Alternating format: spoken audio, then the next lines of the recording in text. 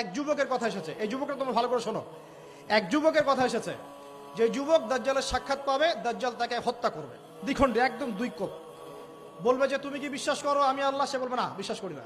এক দুই কোপ, দ্বিখণ্ডিত। এক এক দেহের একটা অংশ একদিকে আর একটা অংশ আরেকদিকে। তারপরে দেহের এই দুই অংশকে সে আবার জিন্দা করবে, জীবিত করবে, করে আবার তাকে বলবে এবার কি বিশ্বাস হলো যে আমি আল্লাহ? তোমাকে মৃত্যুর পর আবার জীবন দিলাম, তোমার কি বিশ্বাস হলো যে আমি আল্লাহ? এই যুবক তখন বলবে এবার আমার পূর্ণ বিশ্বাস হয়েছে তুই দাজ্জাল। আল্লাহু আকবার। কারণ কারণ আমি রাসূলের হাদিস জানতাম যে দাজ্জাল এক যুবককে হত্যা করে দ্বিখণ্ডিত করে আবার জীবিত করে বলবে বিশ্বাস করবি কি না আমি আল্লাহ। কিন্তু আমি জানতাম না যে আমি সেই যুবক।